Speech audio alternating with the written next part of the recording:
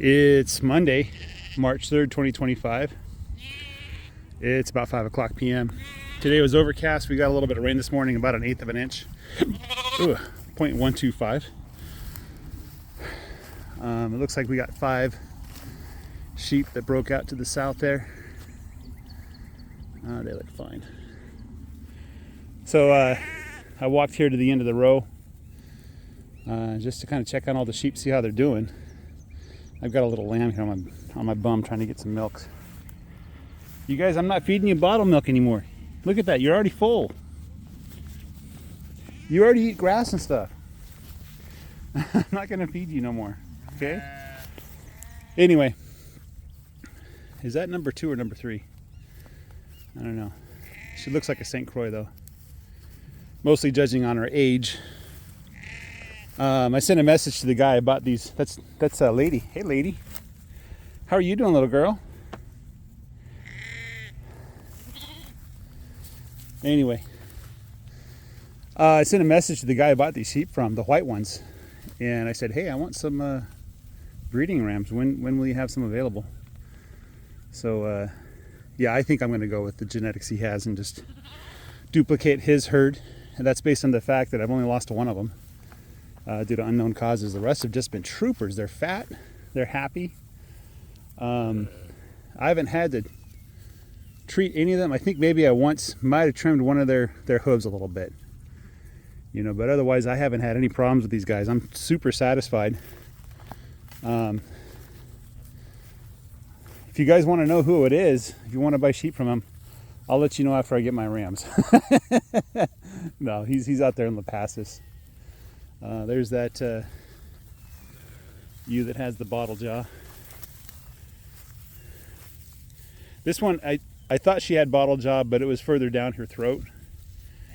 And I think it was just folds of fat or flesh. Like, she is fat. She has plenty of weight on her.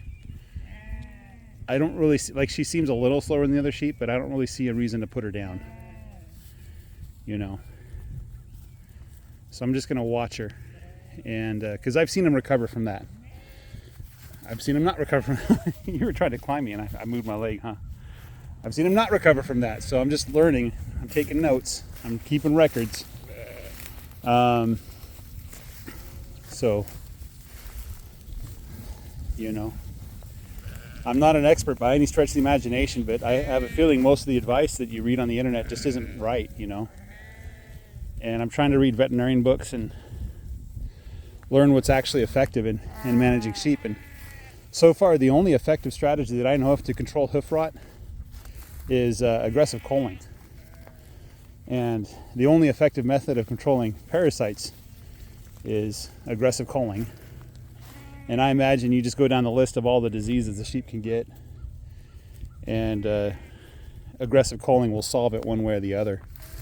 That's not to say you're going to have a perfect flock where all the animals are healthy. That's certainly never going to be true. But, you know, if we don't do the culling and rely on medicines, my philosophy says that that's you're heading for disaster there.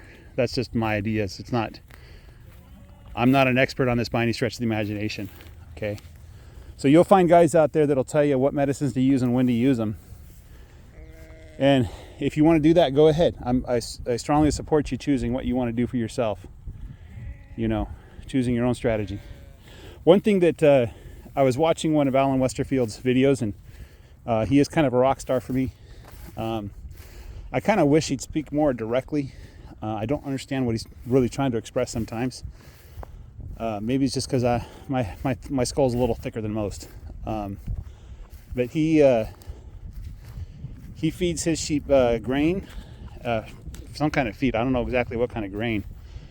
And then he also feeds protein supplement. And I know for my cattle, I have to feed protein supplement in the winter, unless I get some kind of ridiculously high protein hay, you know. But no, I'm going to get cheap hay. That's my strategy. Get cheap hay and just a little bit of protein supplement. But I don't know what the best protein supplement for the sheep is.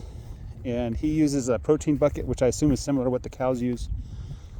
If you don't know what that is you get a tub filled with a concoction of like molasses and different things that agricultural byproducts, basically things that would otherwise be thrown away, but have nutritional value to the sheep.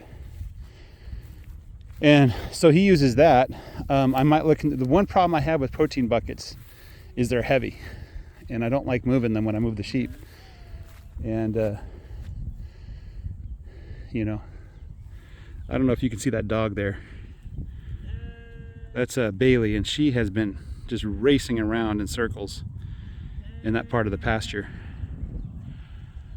I assume she's getting exercise that she wants. I'm not complaining.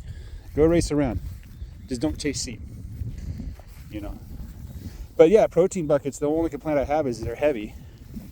I don't like moving them from row to row. I tried that a couple times with the cattle, and I just didn't have a good experience. I like the sacks of the cottonseed meal. It's cheap, and I can carry those. And I can put that wherever I want. And moving the troughs that I put it in is pretty easy. I don't know if the troughs are right. By the way, this little lady, she's limping. You can tell because her head is bobbing up and down. And I watched her for a few minutes, and I've determined that the reason why she's limping is her front left hoof. The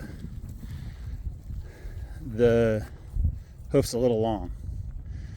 I could probably get in there and trim it and maybe spray some copper sulfate, and within a couple of days she'd be just good as new. But that would involve me catching her, which is stress that I don't want to put on the animals. So, but if I was able to walk up to her and just grab her, I would do it. So one of the things I learned, and this is valuable advice, this is from one of those guys that does a lot of medicines. He said, don't chase the sheep. Never, ever, ever chase a sheep. And I wish somebody had told me that day one. I wish somebody sat me down and said, look, you're never going to catch a sheep. You're just going to stress them. You're going to get them sick and tired, which isn't a good combination for sheep. So the pen situation is something that I really don't have a good solution for. My plan is to spend $5,000, $6,000, $7,000 or whatever it costs to get one of those mobile pen things. It's like a trailer I can hook up to my side-by-side, and then I just basically unfold the pen, and it comes with a chute, and it comes with like basically cattle panels. Hopefully they're made out of aluminum, not steel, but I just set that up, and then I just drive the sheep into the area, close it up, and then from once they're in that enclosed area, it's pretty easy to get them go down the chute. And there's the bud box system, which I've heard a lot of good things about, especially from the author of the bud box system. So, it's the way it is in agriculture. Either people aren't talking, or they don't toot horns unless it's their own horn. I don't know. But the bud box system, I think, would be effective with sheep. The idea is you set it up so that when the sheep get enclosed and they realize they're stuck, they turn around and they try to leave where they came in, but you've pulled a 1-2 switcheroo on them so that when they leave, they're going down the chute instead. So you basically put the chute right next to the entrance. So they run in, they get turned around, and as they're trying to leave, they go out the chute, right? And I think that's probably the easiest way to manage it. And there's a number of ways to arrange that and makes it work. Just keep in mind that animals, when they're in a closed space, they like to circle around, so I might do something like that. I did feed 25 pounds of the protein supplement to the cows, none to the sheep. I had a concern. I thought maybe the protein supplement wasn't good for the sheep. So I've basically been starving them of protein. And one of the reasons why is I want to see what happens.